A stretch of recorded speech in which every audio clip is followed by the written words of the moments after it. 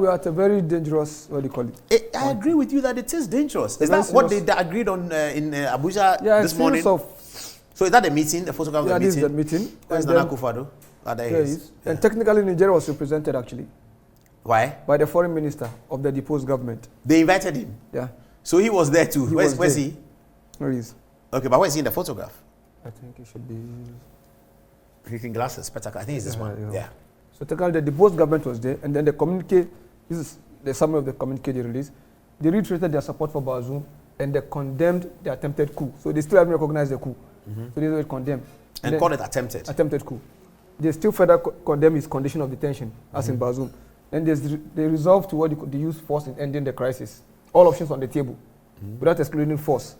And then they also called for continuous enforcement of Ecowas sanctions. And then interestingly, because of the intransigence of Mali and Burkina Faso, they also warned against member states.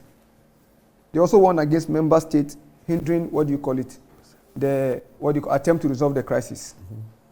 And this is particularly in reference to activities of Mali and Burkina Faso. Or they warned member states? Yeah. Against hindrance in ending the crisis. Okay. And this particular, you could see that this Mali and Burkina Faso, referring to Mali and Burkina Faso. And then they further call for AU and UN backing to enforce their ECOWAS decision. And interestingly, they ordered for the activation and deployment of the standby force. The standby force has already been put together? Technically, the standby force does not exist. It has been on the table for a very long time. But this decision may precipitate the process of establishing it. But some people may also be doubting if the standby force can actually take shape. But in terms of asset, Nigeria alone has enough asset to deploy. Yes, yes. What in terms of equipment? Equipment, yeah. But the men? The men will be, and that is why I think, so going forward, I think what other countries will be doing will be sending, men and not logistics. And yes, Nigeria will take care of the logistics. And that will be easy to deploy. And then, interestingly also, there are those who look at it to see that they believe that perhaps Nigeria is being motivated by economic reasons to impose tough position on Niger. Why? Remember the proposed Trans-Sahara gas pipeline that's supposed to transport Nigerian gas all across Niger through the Sahara, through Algeria to Europe. So they need Niger stable? Yeah.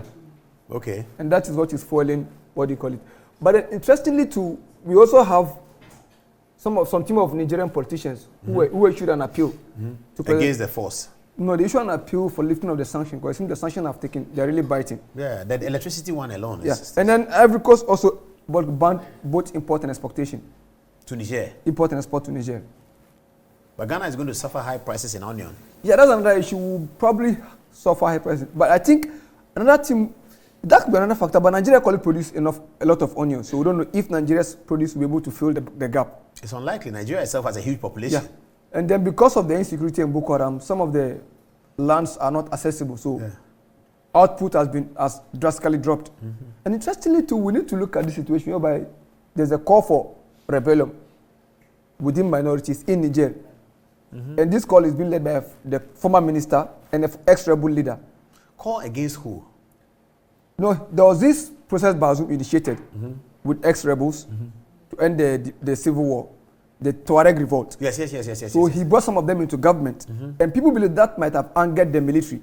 Oh, to take over? To take over. Okay, and those people are resisting it? And they have also called for revolt and support ECOWAS, actions. Decision. Who are they? Do they have a significant influence? This particular person. And he's in Niger? Yeah.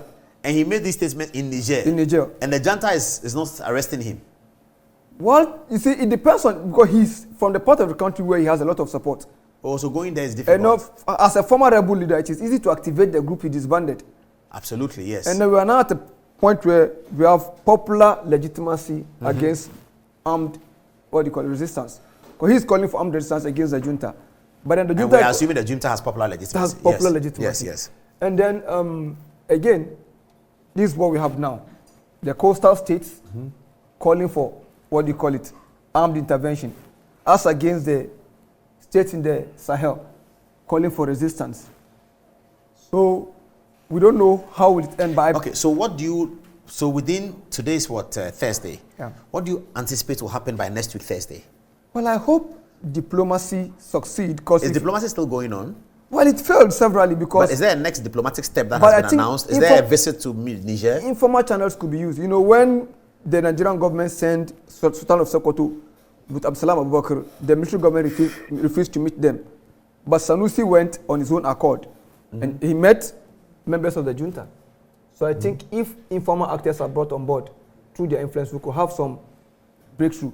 But then we need to look at the security implications of what? Sending that force on both member countries and the fight against terrorism in the Sahel, which is very, very important in this situation. And then we need to look at, the map. Yeah. To enforce armed intervention, you need the cooperation of Chad, Libya, Algeria. So now, I don't know the level of support that Chad might have given, but Algeria issued a communique in which it says it supports the status quo. Status quo being? Stability in Niger, and the status that is in support Bazoum. of the Bazoum. Okay. And it's not a surprise because Bazoum wants an ethnic Arab, and then under Bazoum there was no need for this rancor that we're facing today.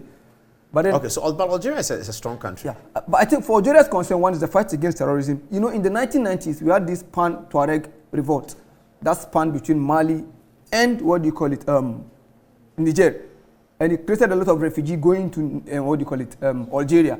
So Algeria is trying to avoid that, and with the Tuareg leader calling for revolt, do we see a pan-Tuareg revolt again? Remember, Mali has its own Tuareg issues. And then secondly, but an envoy was sent to Algeria and Libya, but there's no problem in Libya. Which of the parties are you talking to? The government in Tripoli or the government in Tobruk? Who's in Benghazi in Libya? That is Khalifa Haftar. He's in Benghazi? He's in Benghazi. Who is in Tripoli? The American government? No, Dibaiba. I'm the one established by America. The one recognized by the UN. But the UN, he's in Tripoli. So diplomatically, it is more appropriate to talk with the one in Tripoli. Yes. But practically, he has legal legitimacy.